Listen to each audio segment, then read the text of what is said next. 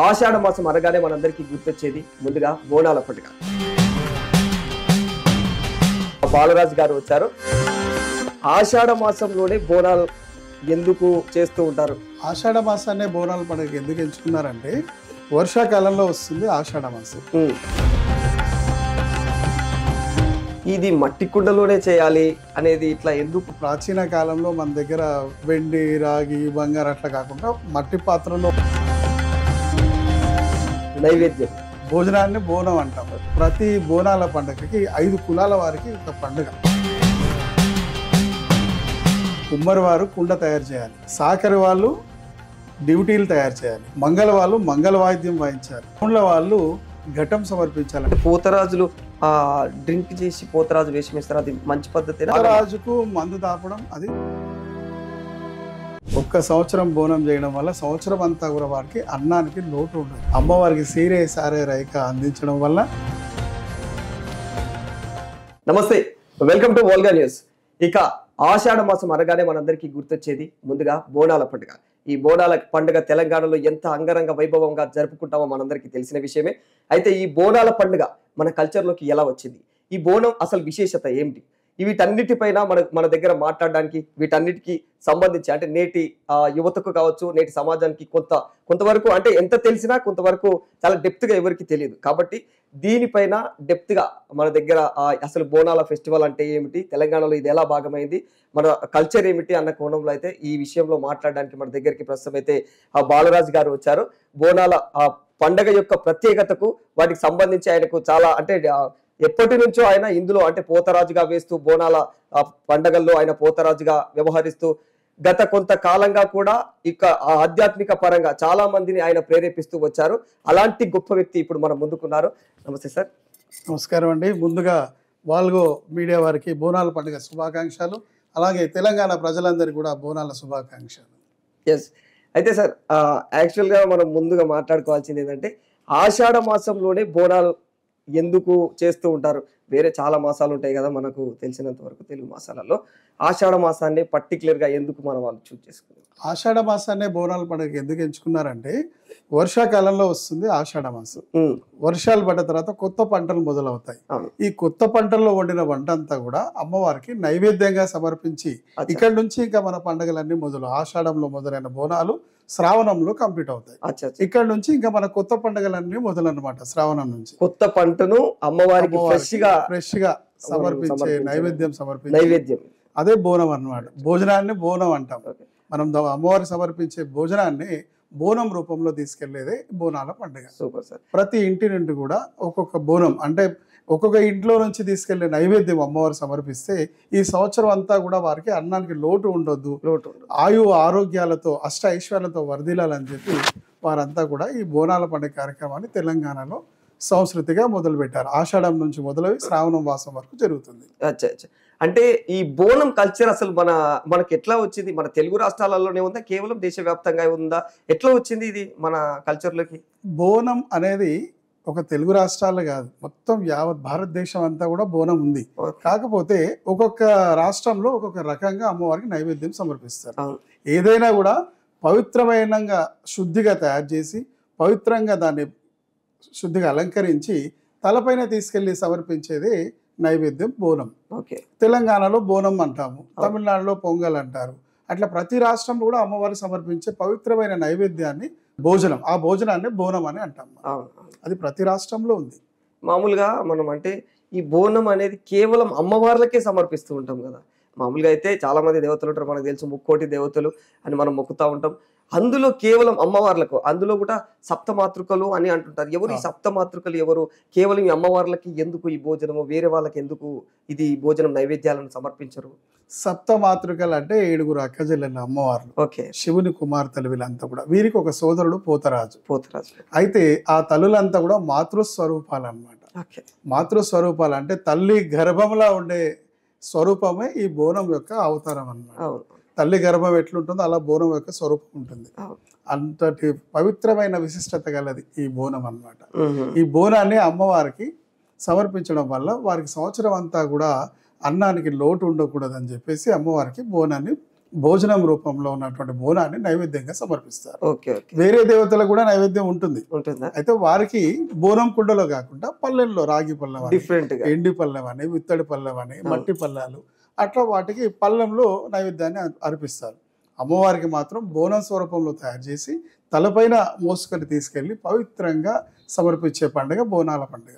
ఇది మట్టి కుండలోనే చేయాలి అనేది ఇట్లా ఎందుకు? అంటే మట్టి చేయాలా లేకపోతే వేరే కూడా ఎట్లైనా సమర్పించవచ్చు? అయితే ప్రాచీన కాలంలో మన దగ్గర వెండి, రాగి, బంగారు అట్లా కాకుండా మట్టి పాత్రలో వండుకొని తినేవారు కాబట్టి మట్టి పాత్రలో చేయడం శ్రేష్టం అన్నమాట. Okay okay. దానిలో ప్రతి బోనాల పండుగకి 5 కులాల వారికి ఒక పండుగ. ఓకే. కుమ్మరి వారు కుండ తయారు చేయాలి, బోనంది కొత్త కుండ తయారు చేయాలి. అవును. సాకరి వాళ్ళు డ్యూటీలు తయారు చేయాలి, ఆ గుడి ప్రాంతం అంతా కూడా శుద్ధి చేసి డ్యూటీలు తయారు చేయాలి. మంగళ వాళ్ళు మంగళ వాయిద్యం వాయించాలి. గౌండ్ల వాళ్ళు ఘటం సమర్పించాలి, అంటే కళ్ళు చెట్టు మీద నుంచి వచ్చే కళ్ళను అమ్మవారికి ఘటం రూపంలో సమర్పించాలి. సాక అంటాం దాన్ని. అట్లనే ముదిరాజులు, సాకరి వారు వీరంతా కూడా పోతురాజుల వేషధారంలో అమ్మవారికి వైభవంగా తీసుకెళ్లే నైవేద్యమే బోనాల పండుగ. 5 కులస్తులతో పాటు బైండ్ల వాళ్ళు అమ్మవారి కొలుపు చెప్పాలి. అంటే సార్ రేణుకెళ్ళమ్మ యొక్క ప్రేయర్ అంటే ఇప్పుడు మన సంస్కృతంలో ఎట్లయితే అమ్మవారిని ప్రార్థిస్తామో అట్లా బైండ్ల వాళ్ళు తన కొలుపుతోటి అమ్మవారిని ప్రార్థిస్తారు. కొలుపాలి. కొలుపు అంటే మేల్కొల్పు, మేల్కొల్పడం అంటే పొగడడం అనమాట. అమ్మ నువ్వు జగజ్జనిని అమ్మ, జగన్మాతవమ్మ, రేణుకా ఎల్లమ్మ అమ్మ అని అట్లా కొలుపు పొగడడం అనమాట. అమ్మవారిని పొగడతలతో పొగిడి చేసేవాళ్ళు బైండ్ల పూజ. రేణుకెళ్ళమ్మకు శ్రేష్టమైన పూజ బైండ్ల పూజ. అట్లనా? ఒకనొక సమయాన పరశురాములతోటి రేణుకెళ్ళమ్మ దాచుకుంటే ఆ పరశురాముడు బైండ్ల వేషం వేసి అమ్మవారిని పొగిడి ఆమెకు సిగం తెప్పించి బయటికి తీసిండు అనమాట. అట్టి విశిష్టత గలది ఈ బోనాల పండుగ. ఎప్పటి నుంచో ఒక డౌట్ సార్, అంటే ఈ సిగం అనేది నిజంగా ఆనందోత్సాహంతో ఉప్పొంగిన బాడీ లాంగ్వేజ్ అది ఏంటది? సిగం అనేది ఏంటంటే శివుని యొక్క శక్తి మనిషి శరీరంపై వచ్చినప్పుడు దాన్ని శివశక్తి అంటారు. ఆ పూనకం మనిషి పైన దేవుడు ఆహ్వానించినప్పుడు సిగం అనేది వస్తుంది. ఆ సిగం అనేది వచ్చినప్పుడు భగవంతుడు మానవుని లోపలికి వచ్చి వారి ముందటున్న వారి యొక్క కష్ట సుఖాలని కడతీర్చిపోతాడు. అది సిగం. ఆ సెన్స్ అవగాహన ఉంటుందా? భగవంతుడు ఈ భగవంతుడు పై మీదకి వచ్చిన తర్వాత వాళ్ళ శరీరం అవగాహన వాళ్ళకు ఉండదు. భగవంతుడు వారి పైన ఉంటాడు కాబట్టి ముందర వారి బాధలు కనుక్కొని తెలుసుకొని వారి బాధలు తీరుస్తాడు అనమాట. ఇలాంటి ప్రత్యేకతలు అంటే నేను చూసినంత వరకు తెలంగాణ కల్చర్లో ఉన్నటువంటి ఈ డిఫరెంట్ యాంగిల్ అంటే శివసత్తుల ఈ సిగాలు, ఈ పోతురాజుల వేషాలు, డప్పు దరువులతోటి ఈ మూతలు అంటే సంగీత వాయిద్యాలు చాలా డిఫరెంట్గా ఉంటుంది కదా మన తెలంగాణ కల్చర్. ఒక్కొక్క రాష్ట్రానికి ఒక్కొక్క సంస్కృతి ఉంటుంది, ఒక్కొక్క వాయిద్యం ఉంటుంది, ఒక్కొక్క రాష్ట్రానికి ఒక్కొక్క వాయిద్యం ఫేమస్. అట్లా మన తెలంగాణలో డప్పు వాయిద్యం, దిల్లం పల్లం వాయిద్యాలు ఇవన్నీ కూడా ఫేమస్. సో ఇవన్నీ ఏంటంటే భగవంతుని మేల్కొల్పడానికి ఉపయోగించే ఒక వస్తువులు అనమాట. ఎట్లయితే వెంకటేశ్వర స్వామి సుప్రభాతం ప్రార్థనతో మనం మేలుకొల్పుతామో అమ్మవారిని మేలుకొల్పడానికి ఇవన్నీ కూడా వాయిద్యాలు ఉపయోగపడతాయి. అంటే దైవ శక్తి, దైవం యొక్క చైతన్య రూపం అనేది మానవుడి పైన ఆవాహమైనప్పుడు ఈ సిగం అనేది వస్తుంది. దానివల్ల నలుగురికి మేలు చేసి భగవంతుడు అన్ని చోట్ల వెళ్ళి మేలు చేయలేనప్పుడు ఇటువంటి సిగం రూపంలో మానవ రూపంలో వచ్చి భక్తుల యొక్క బాధలు కడతీరుస్తూ ఉంటాడు. అది నిజమా సార్? అంటే చాలా మంది అనుమాన పడుతుంటారు అది అపోహ, అదంతా యాక్టింగ్ ఇట్లా అంతా. కొద్దిసేపు భగవంతుడు వచ్చి కష్ట సుఖాలు చెప్పి వెళ్ళిపోతాడు. దాన్ని వాళ్ళు ఉపయోగించుకొని రకరకాలుగా వాడుకునే వారిని మనం ఏమనలేం. కానీ భగవంతుడు మాత్రం నిజంగా సిగం రూపంలో గడియలలో వచ్చి వెళ్ళిపోతాడు. గాలి ఉన్నది ఎంత నిజము, దేవుడు ఉన్నది ఎంత నిజము, దయ్యం ఉన్నది కూడా అంతే నిజము, శివశక్తులు ఉన్నది కూడా అంతే నిజం. గాలిని చూపలేం, దేవుని చూపలేం, శివశక్తులప్పుడు వచ్చే దేవుని కూడా చూపలేం. కాకపోతే వాళ్ళు చెప్పే వాక్ శుద్ధితోటి ఎంతో మందికి మేలు జరుగుతుంది. వాళ్ళ చేతితో ఇచ్చే బండారి బొట్టుతోటి వారి రోగాలన్నీ కూడా మారిపోయి శుద్ధిగా అవుతుంది. ఆ నమ్మకంతో మనం శివశక్తులని భగవంతునిగా వేడుకుంటాం. నిజంగా చాలా గొప్ప విషయం ఇది. అంటే చాలా మందికి డౌట్, అది నిజం వస్తుందా, వీళ్ళందరూ యాక్టింగ్లు చేస్తారా? వాస్తవం మీరు అన్నది వాస్తవం సార్. ఎందుకంటే ఇది వరకు చాలా మంది దేవుడు వచ్చే గడియలు కొన్ని గడియలే ఉంటుండొచ్చు, కానీ వాటిని ఉపయోగించుకొని వీళ్ళు బిజినెస్ల కోసము, పైసలు వసూలు చేయడం కోసము రకరకాలుగా. అది ఆశకు అద్దు లేదు అన్నట్టుగా ఏమవుతుందంటే ముంగట వానికి బొట్టు పెట్టగానే మంచి జరిగిందంటే అతనికి ఒక స్వార్థం ఏర్పడిపోతుంది. నేను బొట్టు పెడితే ఏమైనా జరుగుతుంది అన్నట్టుగా గర్వం వచ్చిన వారు అలా ఆశ చేస్తారు. కానీ వాళ్ళకి ఆ గర్వం వచ్చిందంటే కథం వాళ్ళ పవర్ తగ్గిపోయినట్టు. ఎప్పటి వరకైతే నువ్వు వాళ్ళకి సేవ చేస్తూ డబ్బులు తీసుకోవో అప్పటి వరకు నీ పవర్ పెరుగుతూనే ఉంటుంది. అంటే నలుగురికి మేలు చేస్తే భగవంతుడు నీకు మేలు చేస్తాడు, ఏదో రూపంలో నీకు భగవంతుడు సహకరిస్తాడు. ఎప్పుడైతే మీరు ముందోటి వారి మీద డబ్బు ఆశిస్తారో అప్పటి నుంచి మన పతనం మొదలవుతుంది. అది సత్యం. ఈ మహంకాళి అమ్మవారు అన్న లక్ష్మి మన ఎల్లమ్మ అన్న 7 అక్క చెల్లెళ్ళు, ఎల్లమ్మ, పోషమ్మ, దుర్గమ్మ, మైసమ్మ, కట్టబోషమ్మ, నల్లబోషమ్మ, ముత్యాలమ్మ, సౌడాలమ్మ, ఆరమైసమ్మ, వీళ్ళంతా 7 అక్క చెల్లెళ్ళు. వీరికి ముద్దుల తమ్ముడు పోతలింగడు. అదే అయితే మన తెలంగాణలో ఒక ఆనవాయితీ, కొంతమంది అంటే మట్టి కుండతో మనం తీసుకుపోతాం కదా, కొందరు ఈ మధ్య కాలంలో బంగారు కుండలలో తీసుకోబట్టారు, బంగారు బిందెలలో తీసుకోబట్టారు. బంగారు బిందెలలో తీసుకుపోయే ఆనవాయితీ ముందు నుంచే ఉందా లేకపోతే? అంటే యాక్చువల్ గా చెప్పాలంటే బోనం అనేది ఫస్ట్ శ్రేష్టమైంది మట్టి కుండనే. అయితే మట్టి కుండలతో కాకుండా మన ఇంట్లో ఉన్న పాత్రలతో కూడా మనం బోనం చేయొచ్చు. అంటే రాగి బిందె కానీ ఇత్తడి బిందె కానీ ఉంటే వాటికి సున్నం పెట్టాలి. సున్నం పెడితే ఏమవుతుందంటే పాత బిందె శుద్ధి అవుతుంది. శుద్ధి అయిన కొత్త బిందె తయారవుతుంది కాబట్టి దాంట్లో మనం నైవేద్యం తీసుకెళ్ళొచ్చు. మీరు బంగారు బోనం అని అడిగారు. బంగారు బోనం అంటే ఇప్పుడు భగవంతునికి మట్టి కుండలో సమర్పిస్తేనే ఎంతో ఆనందం, అటువంటిది బంగారు కుండలో సమర్పిస్తే ఇంకా ఆనందం కదా. అట్లా నీకు భగవంతుడు ఏమంటాడంటే నాకు బంగారు కుండలో నాకు బోనం తెచ్చావంటే నీ కోరికలంతా కూడా నెరవేరేనని దీవిస్తాడు. అది తప్పు కాదు. ఇప్పుడు మనము నీ దగ్గర శక్తి ఉన్నంతసేపు నువ్వు మట్టిలో చేసావు, నీకు శక్తి పెరిగింది అప్పుడు వెండిలో చేసావు, ఇంకా శక్తి పెరిగింది భగవంతుడు కలిగించినప్పుడు బంగారంలో చెయ్యి, తప్పేముంది. బంగారు బోనం ఎక్కించడం తప్పు కాదు. నీకు ఆ స్తోమత రావాలని నువ్వు కోరుకో. నేను కూడా తల్లి నా కష్టాలు కడతీరి నేను కోటికి పడగెత్తితే నేను కూడా నీకు బంగారు బోనం సమర్పిస్తాను మొక్కుకో, నీ కోరికలు నెరవేరితే నువ్వు కోటికి పడగెత్తుతావు, అప్పుడు నువ్వు బంగారు బోనంలో ఎక్కిస్తావు అమ్మవారి బోనం. మట్టి కుండలో తినే నువ్వు ఎండి బిందెలో ఎండి గిన్నెలో తింటున్నప్పుడు రేపు పగడి గిన్నెలో తినే యోగం నీకు కలిగినప్పుడు నీకేమనిపిస్తుంది అంటే నేనే బంగారు గిన్నెలు తింటున్నా, నా తల్లికి నేను ఎందుకు మట్టి కుండలు ఎక్కియాలి, నేను కూడా బంగారు బోనం ఎక్కిస్తాను అనిపిస్తుంది. అది డెవలప్మెంట్. భగవంతుని అనుగ్రహం కలిగితే ఏమన్నా చేయొచ్చు. ఒకానొక సమయాన తెలంగాణ రాష్ట్రంలో నిజాం జమానాల మూసీ నది, అప్పటి కాలంలో మూసీ నది తాగే నీళ్లు పొంగి పొర్లిపోతుంది. తెలంగాణ హైదరాబాద్ రాజధాని అనేటువంటి రాష్ట్రం అంతా కూడా ఆ నీళ్ళలో కొట్టుకుపోవడానికి వస్తే అప్పుడు అక్కడ ఉన్న శివసత్తులు మీద పూనకం వచ్చి నిజాం నవాబు చెప్పారు అనమాట, అమ్మవారికి బంగారు చాటలో వైనం సమర్పించు ఈ నగరాన్ని. వైనం అంటే మనము ఒడిబియ్యం, చీరే, రైకే, గాజులు, బొట్టు, ఇదే విషయాన్ని మనలో ఇచ్చి తినమ్మ వాయనం, ఇటువంటి వాయనాన్ని బంగారు చాటలో అమ్మవారికి సమర్పించు, నీ హైదరాబాద్ నగరం కాపాడుతుంది అమ్మవారు అంటే అప్పుడు వెంటనే నిజాం నవాబు బంగారు చాట చేయించి దానిలో సీరే, సారా, రైక పెట్టి ఆ మూసీ నదిలో వదిలిండు అనమాట. అప్పుడు హైదరాబాద్ నది మిగిలింది. అప్పటి నుంచి ఇప్పటి వరకు కూడా హైదరాబాద్ మూసీ నది పొంగి పొరలలేదు. అంత అమ్మవారి యొక్క ఆశీర్వాదం, ఆమె శాంతి ఇచ్చింది అనమాట. అట్లా మహారాజులకు యోగం ఉంటుంది అనమాట.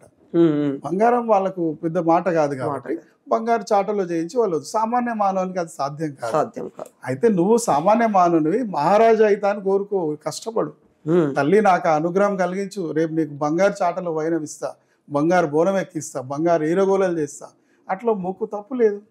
అమ్మవారికి బంగారు కవచం ఇస్తాం, బంగారు కిరీటం ఇస్తాం, బంగారు రాజగోపురాలు చేస్తాం, ఇవన్నీ అమ్మవారు కలిగిస్తేనే చేస్తున్నాం కదా. అది భక్తి పార్వశ్యం. భక్తి పెంచడానికి మీరు ఏం చేసినా కూడా తప్పులేదు. భక్తి పెంచడానికి మీరు చేస్తున్నారు, దుర్వ్యసనాలకు చేయట్లేదు, భక్తి పెంచడానికి చేస్తున్నారు. కాబట్టి బంగారు బోనం అమ్మవారు సమర్పించడం అంటే చాలా మహత్తరమైన కార్యం. ప్రతి ఇంటి నుంచి కూడా బంగారు బోనం అమ్మవారు సమర్పించాలని కోరుకోండి, అమ్మవారు అలా కలిగేయాలని కోరుకోండి, చాలా మంచి కార్యం. అయితే ఒక డౌట్ సార్, ఈ మనం మాట్లాడుకుంటున్నాం కదా బోనాలు ఇవన్నీ అని, ఈ బోనం అంతరార్థం ఏంది? అంటే బోనము ఈ శాఖ అమ్మవారికి ఎందుకు అంత ఇష్టము, ఏమిటి అంతరార్థం? అంటే దానికి ఏమన్నా సైంటిఫిక్ రీజన్స్ ఉన్నాయా, ఆధ్యాత్మిక రీజన్స్ ఏమిటి? ఇవి ప్రజలకు కొంచెం డౌట్. ఆధ్యాత్మిక రీజన్, సైంటిఫిక్ రీజన్ అన్ని రకాలుగా బోనంకు ఉన్నాయి. బోనం అనేది ఏంటంటే నిజంగా ఒక మానవ శరీరం లాంటి ఒక కుండ. ఆ కుండలో పవిత్రమైనటువంటి నైవేద్యాన్ని అందులో ఇస్తరాకు పెట్టి తీసుకెళ్లేటప్పుడు దాన్ని అందంగా అలంకరిస్తాం. అలంకరించిన తర్వాత 2 అంతస్తులుగా బోనాన్ని మనం పేరుస్తాం. ఈ సంవత్సరం ఒక స్టేజ్ లో ఉన్న తండ్రి మళ్ళీ సంవత్సరం వరకు అమ్మ నేను ఇంకో ఎత్తు పైకి రావాలి అనే ఉద్దేశంతో 2 స్టెప్పులుగా మనం బోనాన్ని పెడతాం. దాంట్లో పెట్టే పదార్థంలో బెల్లం, మనకు పూరెలు అన్ని స్వీట్ పదార్థాలు ఉంటాయి కాబట్టి ఈగలు వాళ్ళకుంటా చుట్టూ మనం వేపాకు పెడతాం. అచ్చా, వేపాకు. ఆ వేపాకు పైన మళ్ళీ ఇంకో బిందె పెడతాం కదా, దాన్ని సాక చెంబు అంటాం. దానిలో చింతపండు పులుసు, ఉల్లిగడ్డలు వేసి సాక తయారు చేస్తాం. ఎందుకు ఈ చింతపండు ఉల్లిగడ్డలు? సాక అన్నమాట. అంటే ఇప్పుడు నైవేద్యంలో అన్నం ఇస్తున్నాం కదా, దానిలో చారు ఉండాలి కదా, ఆ చారు లాంటిది పులుసు అన్నమాట. ఈ పులుసు పైన మళ్ళీ గండ దీపం పెడతాం. గండ దీపం ఏంటంటే, తల్లి నా శరీరాన్ని బోనం రూపంలో నేను అలంకరించిన, మహా నైవేద్యాన్ని నీకు దానిలో పెట్టి తెస్తున్నా, పైన గండ దీపాన్ని పెట్టినా, నా ఆత్మీయ నైవేద్యంగా నీకు సమర్పిస్తున్నా. ఈ సంవత్సరం తర్వాత నా జీవితంలో ఎంతో మార్పు తేవాలమ్మా అని చెప్పి మనస్ఫూర్తిగా భక్తి శ్రద్ధలతో చేసేది బోనం. ఇటువంటి బోనాన్ని అమ్మవారికి సమర్పించేటప్పుడు ఆడంబరంగా తీసుకెళ్ళాలి. ఇంత పవిత్ర కార్యం నువ్వు చేస్తున్నావు అంటే ఆ నలుగురు తెలవాలి. అప్పుడు అందుకే బంధుమిత్రులని, అక్క చెల్లెలని, అన్నదమ్ములను పిలుచుకొని బాజా భజంత్రులతోటి, ఆట పాటలతోటి ఈ బోనం కార్యక్రమం చేస్తాం. అయితే ఇటువంటి పవిత్రమైన బోనం అమ్మవారికి సమర్పించకుండా ఎన్నో దుష్ట శక్తులు అడ్డుకోవాలని కోరుకుంటాయి. ఎందుకంటే ఒక యజ్ఞం చేస్తే, యజ్ఞం అనేది కూడా భోజనంతో సమానం అన్నమాట. యజ్ఞంలో వేసే ప్రతి ఒక్క వస్తువు కూడా ఆహుతి అవుతుంది. ఇదంతా కూడా భగవంతునికి డైరెక్ట్ గా సమర్పణ అవుతుంది. ఒక భోజనం అన్నా యజ్ఞం అన్నా సమానం అన్నమాట. యజ్ఞంలో వేసే ప్రతి వస్తువు కూడా భగవంతునికి సమర్పించినట్టే ఈ భోజనం కూడా మనం తినేటప్పుడు మన శరీరంలో భగవంతునికి సమర్పించినట్టే. మనం తిన్నా కూడా భగవంతునికి ఇచ్చినా కూడా బోనం అనేది యజ్ఞంతో సమానం అన్నమాట. ఇటు పవిత్ర కార్యాన్ని అడ్డుకోవడానికి దుష్ట శక్తులు గాలి రూపంలో, గద్దల రూపంలో, కాకుల రూపంలో ఈ బోనాన్ని డిస్టర్బ్ చేసి, అంటే భగవంతునికి సమర్పించే బలం, భగవంతుడు భోజనం చేస్తే ఆయనకు ఒక బలం వస్తుంది, భగవంతునికి యజ్ఞం చేస్తే వాళ్ళకు ఒక పవర్ వస్తుంది. ఇట్టి పవర్ భగవంతునికి రావద్దు అని అడ్డుకునేవి దుష్ట శక్తులు. భగవంతునికి పవర్ వస్తే భక్తులకు బలం ఇస్తాడు, ఆయనకి బలం రాకుండా అడ్డుకోవాలనేటివి దుష్ట శక్తులు. వాటిని అడ్డుకోవడానికి ఈ 7 అక్క చెల్లెళ్లకు ముద్దుల తమ్ముడు పోతరాజు. ఈ పోతరాజు గంభీర రూపంతో వేషధారణ వేసి, గజ్జలు కట్టి, కాళ్ళకు వీరగోళలు పట్టి ఈ బోనంకు రక్షగా పట్టులా తిరుక్కుంటూ ఈ బోనాన్ని అమ్మవారికి సమర్పించేదాకా ముందు నడుస్తాడు అన్నమాట. పోతరాజు వేషము. ఎవరు కూడా ఇక్కడ అమ్మవారి బోనానికి, ప్రసాదానికి ఎవరు డిస్టర్బ్ చేయకుండా ఆడంబరంగా ఆటపాటలతో తీసుకొచ్చేది పోతరాజు అన్నమాట. ఈ పోతరాజు కర్మ ఏంటంటే, అమ్మవారికి సమర్పించే ప్రతి నైవేద్యాన్ని కూడా నేను ముందుండి తీసుకెళ్తా, అమ్మవారి గుడి దగ్గర నేను రక్షక పట్టున్నా నిలబడతా, అమ్మవారి భక్తులకు ఎటువంటి గండాలు వచ్చినా నేను ఈరగోలతో కొట్టి వాళ్ళ కష్టాలు కడతీరుస్తా. అటువంటి సేవా కార్యక్రమంలో ఉంటాడు పోతరాజు. ఈ పోతరాజు కల్చర్ అనేది బోనాలలో ఫస్ట్ నుంచి ఉంది. 7 అక్క చెల్లెలు పుట్టినప్పుడే వాళ్ళకు తమ్ముడు అన్నాడు. ఆయన వీళ్ళని కాపాడుకుంటా రక్షక భటుడు. ఈ రోజు పోతరాజులు వాళ్ళు పోతరాజుల వేషాన్ని రాక్షసుల రూపంలో వేస్తున్నారు. భయం వేస్తుంది వాళ్ళని చూస్తే నిజంగా. అది వాళ్ళ భక్తికి మెచ్చుకోవాలి. వాళ్ళు అంత వేషధారణ వేసి అంత నృత్యాలు చేస్తూ ఆడుతున్నారు, వాళ్ళ భక్తికి మెచ్చుకోవాలి. కానీ కొంచెం మార్పు తెచ్చుకోవాలి. ఎందుకంటే పోతరాజు వేషధారణ చూస్తే భగవంతుడు కనిపించాలి, చూడగానే కాళ్ళు ముక్కాలు అనిపించాలి, ఈరగోలతో ఈ మీద కొట్టిపించుకోవాలనిపించాలి. అంటే భక్తి వాళ్ళ దగ్గర ఉద్భవించాలంటే వాళ్ళు అంత శుద్ధిగా ఉండాలి, వాళ్ళు అట్లా నియమంతో రెడీ కావాలి. రాక్షసుల లెక్క, దుష్టుల లెక్క భయంకరంగా కాకుండా, అవును ఈ కూరలు పెట్టుకొని అలా కాకుండా నిజంగా పోతరాజులా తయారు కామని వేడుకుంటున్నా ఇప్పుడు అయ్యే పోతరాజులందరినీ కూడా. ఈ వీడియో ద్వారా మీరు పోతరాజులందరికీ తెలియజేస్తుంది ఏంటంటే, మీరు శుద్ధిగా పోతరాజు కాండి. మీరు పోతరాజు వేషం వేయడం మీకు ఒక అదృష్టం. ఈ సంవత్సరం మీరు పోతరాజు వేషం వేసారంటే మళ్ళీ సంవత్సరం మీరు డెవలప్మెంట్ అవ్వాలి. అంటే విధంగా మీరు అమ్మవారి సేవ చేయండి, మీ జీవితంలో ఎంతో మార్పు వస్తుందని ఇప్పుడు వేస్తున్నటువంటి పోతరాజులందరూ కూడా నేను తెలియజేస్తున్నా. ప్రాచీన కాలం నుంచి చేస్తున్న పోతరాజులను చూడండి, మీరే ఆలోచించండి, మనసు పైన చేయబెట్టి. మీరు చిన్నప్పుడు మీరు పోతరాజులను చూసి వాళ్ళు ఎట్లుండే, అవును ఇప్పుడు పోతరాజులు ఎట్లురు, మళ్ళీ నేనెందుకు వాళ్ళ లెక్క కావట్లేదు అని ఆలోచించండి. ముందున్న ప్రాచీన పోతరాజుల్లో రెడీ అవ్వండి. అంటే పోతరాజు ఈ విధంగానే ఉండాలని ఏమన్నా ఉంటుందా? ఆయన ఇట్లా కూరలతో ఉండేవాడు కదా, వీళ్ళని చూసి అట్లనే ఉంటాడేమో. పోతరాజుకు మీసాలు పెద్దగా ఉండాలి, జుంపాలు పెద్దగా ఉండాలి, గడ్డాలు ఉండకూడదు, గుడ్ల మీద పెద్ద పండ్లు ఉండకూడదు, గుడ్డి కళ్ళు ఉండకూడదు. వాళ్ళు పోతరాజు చూడగానే దైవత్వం ఉద్భవించాలి వాళ్ళ దగ్గర. రంగులు పెడతారు సార్, కళ్ళ రెప్పలకు, కళ్ళ రంగులు పెట్టండి. రంగులకు నేను వ్యతిరేకం కాదు. రంగులు ఎందుకు పెట్టమంటామంటే, పోతరాజు వేషం వేయగానే వాళ్ళకు ఒక పోతరాజు ఉగ్రం వస్తుంది. ఉగ్రం వచ్చినప్పుడు వాళ్ళు తట్టుకోలేనిగా ఊగుతున్నప్పుడు వాళ్ళ గురువు ఏం చేస్తాడంటే, వాళ్ళకు ఒక బలి ఇచ్చి, ఒక గుమ్మడికాయతో కానీ ఒక ఆందంకాయతో కానీ వాళ్ళకి బలి ఇచ్చి ఒక కోడి పుంజుతో కానీ యాటపోతుతో కానీ గావు అనే బలి ఇచ్చి వాళ్ళని శాంతిపరుస్తాడు. శాంతిపరిచినప్పుడు ఏమవుతుందంటే వాళ్ళ ముఖానికి ఉన్న పసుపు కుంకుమ అంతా కూడా వెళ్ళిపోతుంది. అట్లా పోకుండా ఉండడానికి ఒక రంగు వాడమంటాం. అది బొట్టు పెట్టుకో, మంచిగా బొట్టు పెట్టుకో, మంచిగా మీసం పెట్టుకో, కళ్ళు పెట్టుకో. కానీ మరి పండ్లు పెట్టుకొని రాక్షసుని లెక్క మాత్రం రెడీ కావద్దు. ప్రజలను భయపెట్టే విధంగా రెడీ కావద్దు. అలా రంగు వాడమన్నాం. రంగు ముఖానికి వాడవచ్చు, తప్పులేదు. కానీ ఆ రంగులలో కూడా దైవత్వం ఉద్భవించేలా మీరు రంగు వాడండి. అలంకారం చేయండి, మంచి అలంకారం చేయండి. మల్లన్న స్వామి వేషధారంలో వీళ్ళు మన అంబర్పేట పోతురాజులు వేస్తారు. మొట్టమొదట పోతురాజులకు రంగు అనేది మొదలుపెట్టింది అంబర్పేట పోతురాజు. వాళ్ళు చూడండి, వాళ్ళ ముఖంలో ఎప్పుడు రాక్షసులు కనబడరే, అది దైవత్వం ఉద్భవిస్తుంది వాళ్ళ దగ్గర. అట్లా రెడీగా అండి అని చెప్తున్నాం పోతురాజులకి. పోతురాజు సేవ చాలా మహత్తరమైన సేవ. పోతురాజు సేవలో ఉన్న వారందరూ కూడా జీవితం ధన్యం. కాకపోతే వారు ఒక సద్మార్గంలో ఆ కార్యక్రమాన్ని చేసి వారు మంచి చేసి మంచి మేలు కోరి వారు అభివృద్ధి చెందాలని కోరుకుంటున్నారు. అన్నట్టు మీరు మాట్లాడుతుంటే అర్థమవుతుంది. అంటే పోతరాజులు డ్రింక్ చేసి పోతరాజు వేషం వేస్తారు, అది మంచి పద్ధతేనా, లేకపోతే అది అందులో కల్చర్ లో పోతరాజుకు మందు దాపడం అది సాకనా? అది ప్రాచీన కాలం నుంచి వారికి ఉంది. కాకపోతే ఆయన కర్తవ్యం పూర్తయిన తర్వాత ఆయనకు సాకిస్తారు. అంటే ఈ కార్యక్రమం అయిపోయిన తర్వాత ఈ కార్యక్రమం జయప్రదం చేసే బాధ్యత ఆయనకు ఉంది. కాబట్టి ఆయన ఒక కమాండర్ గా ముందుకు వెళ్తాడు. కాబట్టి ఆయనే ముందు మందు తాగి పడిపోకుండా ఆయన జాగ్రత్తగా ఉండి కార్యక్రమం జయప్రదం చేసిన తర్వాత ఆయన కంపల్సరీ సాకేయాలి, ఆయన శాంతి పరచాల్సింది. వీళ్ళు ముందుగానే తాగి చేస్తారు అంటే చాలా దూరం ఆడేది ఉంటుంది, చాలా సేపు ఆడేది ఉంటుంది, ఓపిక లేదు అన్న ఉద్దేశంతో తాగుతారు. కానీ ముందు తాగి ఆడాలనేది రూల్స్ అయితే లేదు. అంటే ఆ ముందుగా తాగడం వల్ల కొన్ని అనర్థాలు జరుగుతున్నాయని భక్తులు కొంతమంది తాగితే పర్వాలేదు, వాళ్ళు ఎక్కువ తాగుతారు కాబట్టి కొంచెం వాళ్ళు తాగిన తర్వాత కంట్రోల్ కోల్పోయి వీరగోలతో కొడతారు. అందరు అట్లా ఉండరు, కొందరు ఉంటారు. వారిని మారమని కోరుతున్నాం. చాలా మంది మొరపెట్టుకుంటారు, ఏం సార్ వీళ్ళు పోతరాజులా లేకపోతే మా ప్రాణాలు తీయడానికి వచ్చారు, ఇట్లా కొడుతున్నారు అని చెప్పి వార్తలు వస్తున్నాయి సార్ అని కొంతమంది. అంటే అదే ఇప్పుడు ఉన్న యూత్ పోతరాజులందరికీ నేను చెప్పే విన్నపం అదే, మిమ్మల్ని చూసి ముంగల వాళ్ళు మొక్కేటట్టు రండి, రెడీగా అండి, గౌరవం భయపడేటట్టు రెడీ కాకండి. వారిని మీరు కొడితే వారి పైన ఉన్న దరిద్రం వెళ్ళిపోవాలి, కానీ పేయి మీద వాతలు వచ్చేటట్టు మాత్రం కొట్టొద్దని విన్నపిస్తున్నాను పోతురాజులందరికీ కూడా. ఈ యొక్క అంటే మనం మాట్లాడుకున్నాం కదా సార్, అంటే దీని నుంచి వైద్యపరంగా ఏమన్నా మెలకువలు ఉన్నాయా? అంటే మనం చేస్తాం కదా మన సంప్రదాయంలో, ఆధ్యాత్మికంగానే కాకుండా మరో కోణం ఏమన్నా? ఆధ్యాత్మికంగా కాకుండా మనము ఈ బోనాల కార్యక్రమంలో ఎక్కువ వాడేది పసుపు. ఈ పసుపు ఏంటంటే యాంటీబయాటిక్. అవును, ఎంతో వర్షాలు పడి క్రిమి కీటకాలు అవన్నీ పుడుతూ ఉంటాయి, చిన్న పిల్లలకు సైంటిఫిక్ రోగాలు అవి వస్తుంటాయి. కాబట్టి వాటన్నిటికి కూడా నివారణకి ఈ పసుపు వాడడం, పసుపు బొట్టు పెట్టడం, పసుపు తాగడం, పసుపు పైన చల్లుకోవడం వల్ల ఈ బ్యాక్టీరియా అంతా కూడా దూరం అయిపోయి వాళ్ళు శుద్ధిగా అవుతారు. వాటితో పాటు నిమ్మకాయ.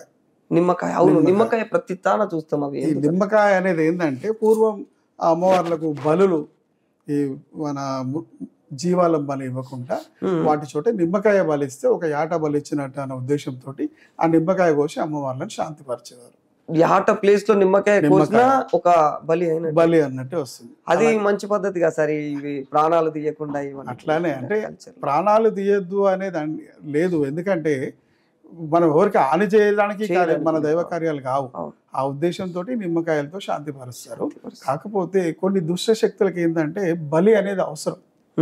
అమ్మవారి దగ్గర బలి ఇచ్చే బలి కూడా అమ్మవారు స్వీకరించదు, తన దగ్గర ఉండే కొన్ని శక్తులకు శాంతి పరచడానికే బలి అన్నమాట. అమ్మవారికి స్వీకరించేది నిమ్మకాయలు, గుమ్మడికాయలు, కొబ్బరికాయలు ఇవే. ఆమె ఎప్పుడు కూడా ఎవరిది హాని కోరుకోదు, తన దగ్గర ఉండే కొన్ని శక్తులకు మాత్రం బలికి అవసరం. అందుకనే ఆమె దగ్గర బలి ఇస్తూ ఉంటాం అన్నమాట. సైంటిఫిక్ రీజన్స్ కూడా మన కల్చర్ లో ఉన్నాయి. అంటే ఈ పసుపు, ఈ కుంకుమలు ఏవైతే ఉన్నాయో ఖచ్చితంగా వీటి వల్ల మనకు అంటే ఏదైతే మన కలరా లాంటి కొన్ని వ్యాధులు ఉంటాయో వాటిని నివారించడానికి ముఖ్యంగా వాటిని వాడుతూ ఉంటాము. మన హిస్టరీలోనే అది ఖచ్చితంగా పసుపు కుంకుమలను తీసుకొచ్చినాం. ఎందుకంటే వీటికి అంటే నివారణగా ఇలాంటి ఏవైతే తట్టు అమ్మవారు ఇవేవో ఉంటాయి కదా, ఇలాంటి కలరా లాంటి వ్యాధులకు వాటిని నివారించడానికి ఒళ్ళంతా పసుపు పూసి ఇట్లా చేస్తే, వేప కొమ్మల మధ్యలో వాళ్ళని పడుకోబెడితే ఇలాంటి సిచ్యువేషన్లో అవన్నీ నయం అవుతాయి, యాంటీ బ్యాక్టీరియా లాగా పనిచేస్తాయి అన్న కోణంలో సార్ తెలియజేస్తూ ఉన్నాడు అనమాట. ఇంకా సార్ అంటే మనం బోనాల గురించి ప్రస్తావించుకున్నట్లయితే ముఖ్యంగా ఈ మధ్య కాలంలో అంటే నాకు తెలివి వచ్చినప్పటి నుంచి తొలి భోజనం గోల్కొండలోనే అంటారు. మరి ఎందుకు? ఎందుకంటే తెలంగాణ రాష్ట్రంకు రాజు అప్పుడు నిజాం నవాబు, హ్మ్. తర్వాత రాష్ట్రం అంతా రాజు అక్కడే ఉన్నాడు రాజు కాబట్టి అక్కడే ఉన్నాడు తొలి భోజనం కాబట్టి అక్కడే తొలి పూజ హైదరాబాద్ లో మొదలైంది. ఓకే.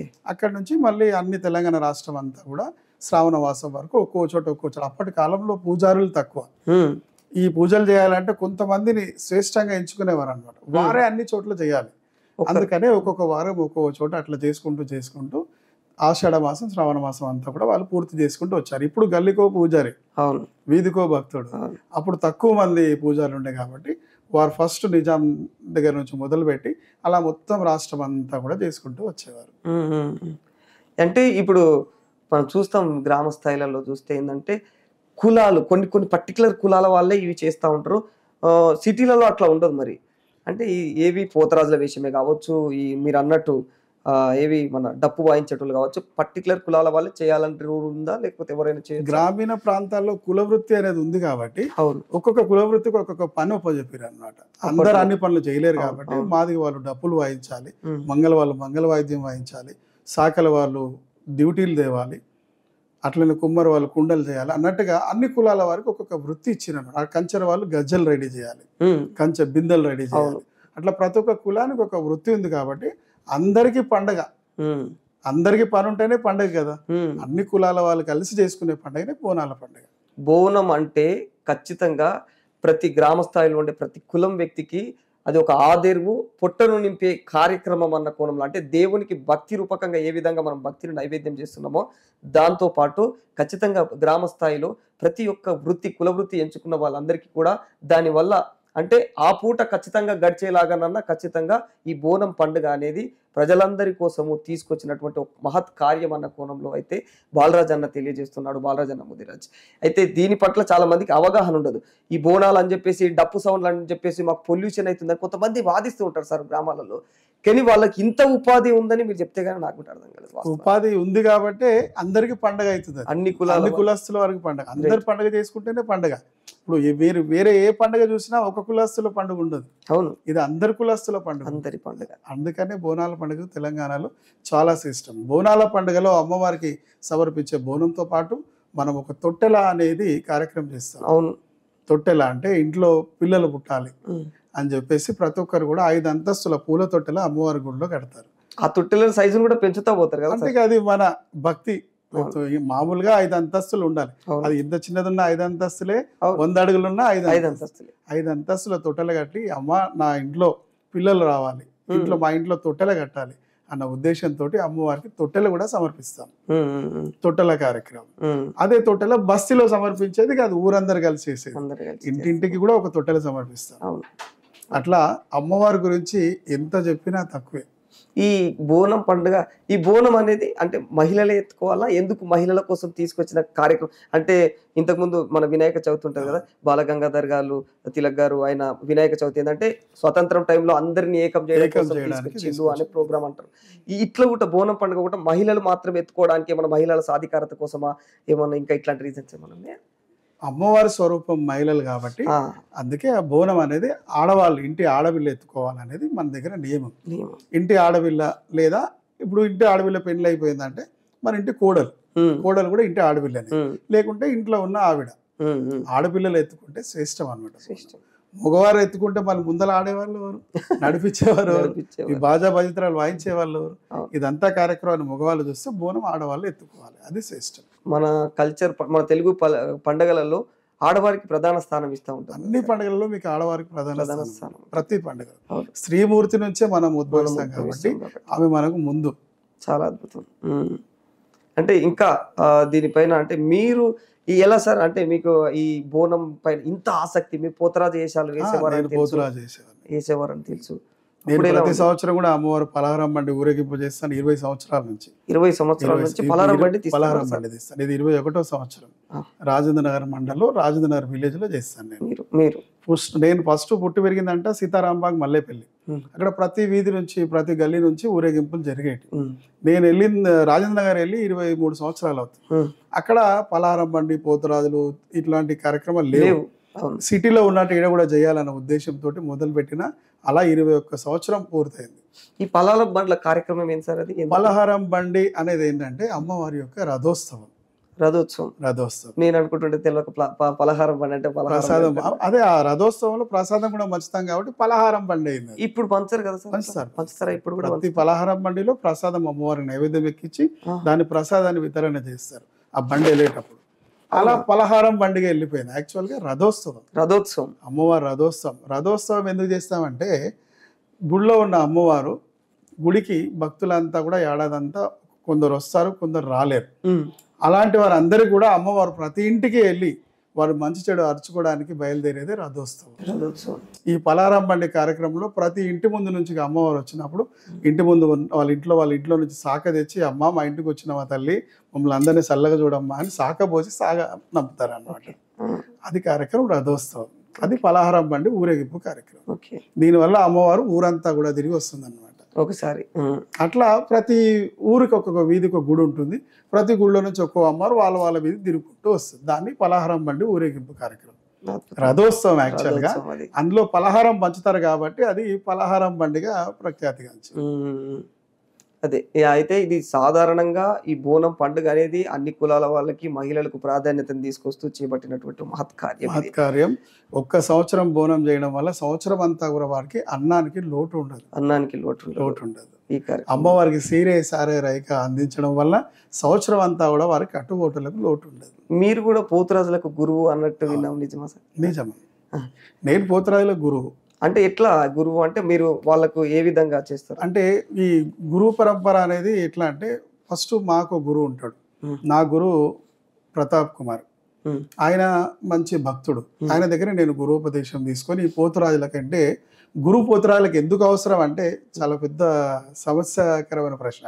అదే ఎందుకు అని ఎందుకంటే ఒళ్ళంతా పసుపు రుద్దుకొని, అవును, బట్టలు లేకుండా పై మీద ఒళ్ళంతా పసుపు రుద్దుకొని ఈ 4 వీధులు తిరుగుతూ ఉంటే దుష్ట శక్తులు, దుర్మార్గులు వాటిపైన దుష్ప్రయోగాలు చేయడానికి ఎంతో అవకాశాలు ఉంటాయి.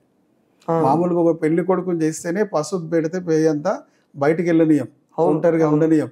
ఎందుకంటే ఈ దుష్ట శక్తులు, దుష్ప్రయోగాలన్నీ కూడా వారి పైన దుష్ప్రయోగాలు చేయడానికి అవకాశం అంత పసుపు ఉండడం వల్ల. అటువంటి సమయాన గురువు అనేది వాడు ఉంటే వారికి ఒక రక్షక దారాన్ని కట్టి, బందిష్ అని చెప్పి వాళ్ళకి కట్టి వారికి రక్షగా ఉంటాడు అన్నమాట.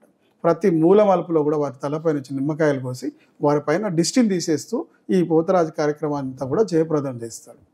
అట్టి కార్యక్రమం చేసేవాడు గురువు అన్నమాట.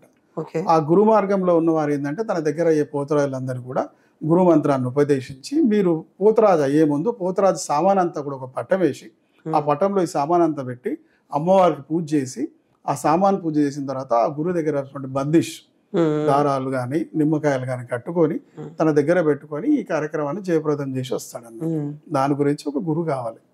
ప్రతి పోతురాజు గురువు ఉంటాడు. గురువు లేనిది వేషం వేసుకొని బయటకు వెళ్ళినంటే వానికి ఏదన్నా అయిందంటే ఎవరు బాధ్యులు ఉండరు కదా. తల్లిని నమ్ముకొని బయలుదేరిన అంటాడు, కానీ తల్లిని నమ్ముకున్న కానీ దుర్మార్గులు, దుష్టులు ఎందరో ఉన్నారు. వారి నుంచి కాపాడుకోవడానికి ఒక గురువు కావాలి. ఆ గురువు రక్షక బట్టను తనకి ఒక రక్షణ దారాన్ని కట్టి బందిష్ అని చెప్పి కట్టి ఇస్తాం అన్నమాట. ఆ రక్షణ ఏంటంటే అమ్మవారిని ప్రార్థిస్తాం, తల్లి నీ కొరకై నీ తమ్ముడు పోతరాజు వేసి బయటకు వస్తుండు, వానికి ఎటువంటి దుష్టశక్తులు వాని పైన ఆవాహించకుండా నువ్వు రక్షగా ఉండాలి తల్లి అని చెప్పి అమ్మవారిని వేడుకొని ప్రార్థించే మంత్రమే బందిష్ అన్నమాట. ఇందులో మీకు గురువుగా పొజిషన్లు ఉంటాయి? గురువుగా పొజిషన్ ఒక గురువు ఉంటే తన దగ్గర శిష్యరికం తీసుకున్న తర్వాత మీరు ఆ మంత్రోపదేశాన్ని ఎంత సాధన చేస్తే మీకు అంత పవర్ వస్తుంది. అంటే గురువు స్థాయి ఇది, ఈ గురువు స్థాయి అంత అంటే సంవత్సరాలు గడిచే కొద్ది లెవెల్స్ లాగా ఇట్లా అట్లే ఉండదు. ఒక మంత్రోపదేశం అనేది ఒక విత్తనం లాంటిది. గురువు విత్తనాన్ని ఇచ్చాడు. ఆ విత్తనాన్ని నువ్వు భూమిలో నాటిన తర్వాత నువ్వు ఎంత నారు పోస్తే అది మహావృక్షం అవుతుంది. అదే విత్తనం తీసుకెళ్ళి ఒక డబ్బులు వేసేస్తే పెరుగుతుందా? పెరగదు కదా. అయితే ఆ నువ్వు చేసే సాధన అంటే నువ్వు చేసే నారు పోసే దాన్ని బట్టి దానికి పవర్ వస్తుంది అన్నమాట. అట్లా గురువు దగ్గర తీసుకునే ఏ మంత్రాన్నైనా మీరు నిరంతరం జపం చేసుకుంటూ పోతే అది శుద్ధిగా మారుతుంది అన్నమాట. దాని పవర్ ఉంటుంది.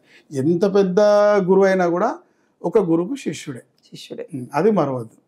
మీకు పోతరాజుల యూనియన్ అని ఏమైనా ఉంటుందా? ఉంటాయి, పోతరాజుల యూనియన్లు ఉన్నాయి. కాకపోతే ఏమవుతుందంటే ఆ యూనియన్లో ఒక్కొక్క ప్రాంతానికి ఒక్కొక్క లీడర్, ఈయన మాట ఆయన మాట ఈయన, ఆ విధంగా అది కొంచెం సక్సెస్ఫుల్ అవ్వట్లేదు. యాక్చువల్గా అందరూ ఒకరి మాట వినాలి అనుకుంటేనేమో కుదిరేది.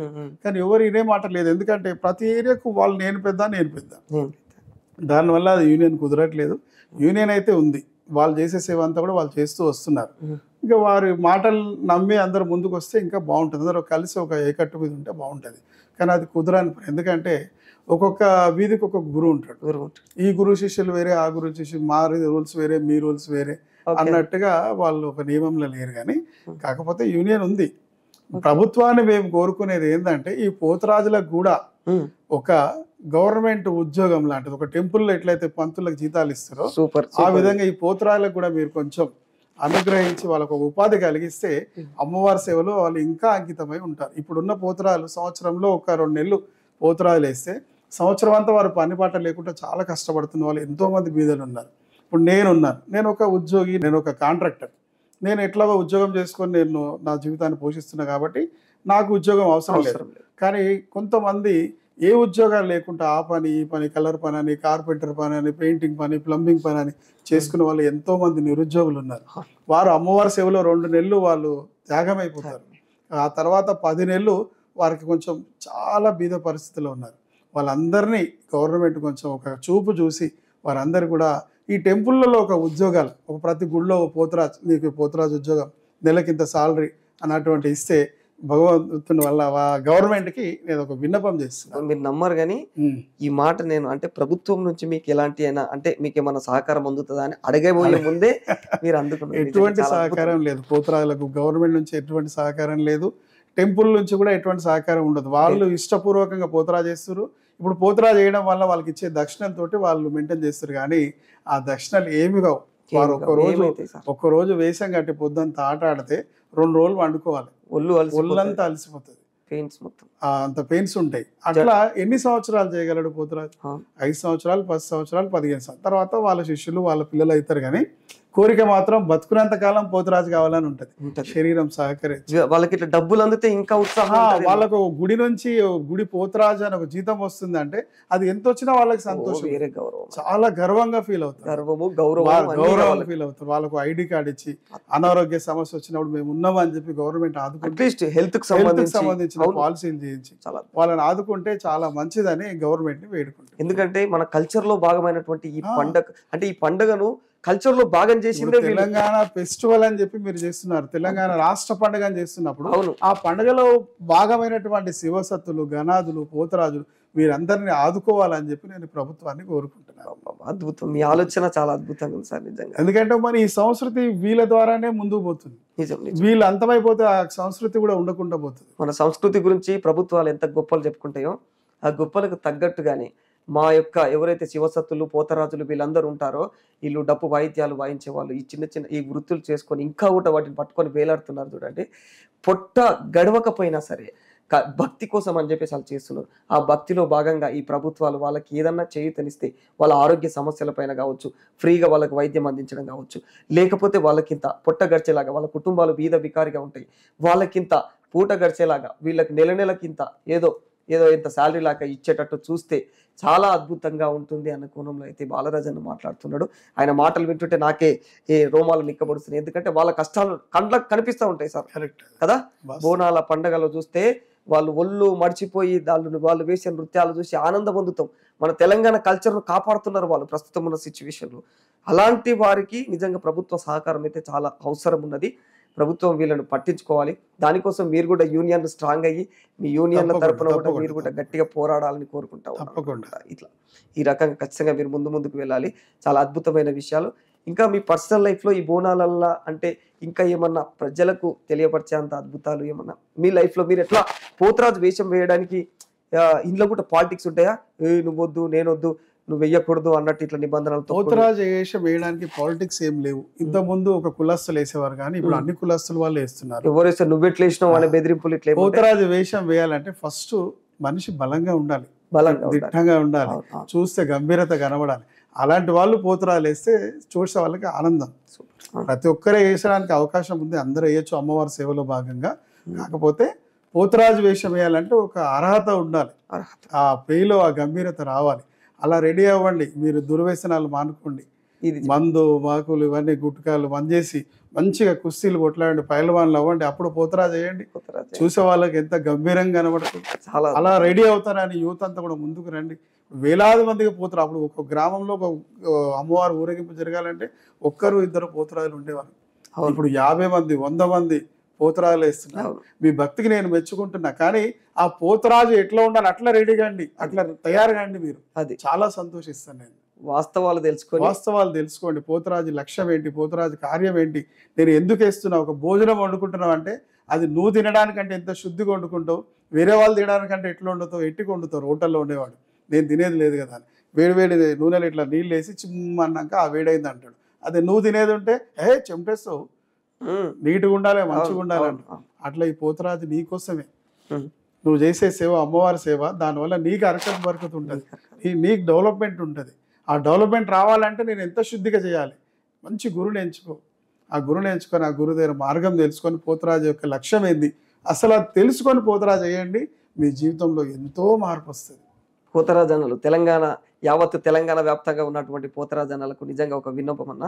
ఎందుకంటే ఖచ్చితంగా మన తెలంగాణ వాసులు ముఖ్యంగా పోతరాజు లక్ష్యం ఏంటి, పోతరాజు లక్షణాలు ఏమిటి, ఇది క్లారిటీ ఉండాలంటుండు బాలరాజు అన్న. ఇది క్లారిటీ వచ్చినప్పుడు ఏంటంటే మీ యొక్క వృత్తి ఖచ్చితంగా ఆ యొక్క పని లక్షణాలు, మీ యొక్క లక్ష్యం ఏమిటంటే అమ్మవారికి ప్రసాదం ఏదైతే తీసుకుపోతున్నామో ఆ ప్రసాదం ఖచ్చితంగా ఎలాంటి ఆటంకం లేకుండా, ఇంత చీడపీడ లేకుండా, నీట్గా పద్ధతిగా అమ్మవారికి అందే వరకు కంటి మీద కునుకు లేకుండా మీరు చేసే నృత్యాలతో ఆడుతూ పాడుతూ మీ కనుసన్నుల్లోనే మొత్తం ఆ వాతావరణం. మీరు చెప్పాలంటే ఒక రాజకీయ నాయకుడికి ఒక బాడీగార్డ్ ఎలాగో అమ్మవారికి వెళ్ళే టైంలో, ఆ ప్రసాదం వెళ్ళే టైంలో మీరు బాడీగార్డ్ లాగా అంత అద్భుతంగా మీ కళ్ళు అన్నిటిని గమనించే విధంగా మీరు యాక్టివ్గా ఉండాలి. అప్పుడు మందు తీసుకోకూడదు.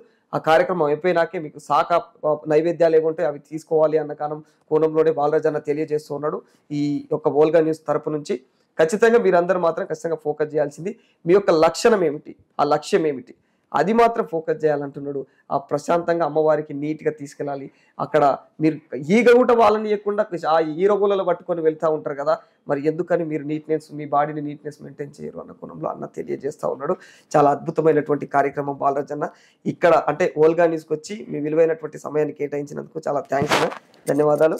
ఇంకా ముందు కూడా ఇలాంటి బోనాలు అంటే మన కల్చర్కి సంబంధించి ఎలాంటి ఇంటర్వ్యూలు ఉన్నా మీతో చేయాలని కోరుకుంటూ ఉన్నాం. ధన్యవాదాలు అన్న. ఇటువంటి అవకాశం ఇచ్చిన మీకు కూడా ధన్యవాదాలు. జై బోలో జగదంబే మాతకి జై.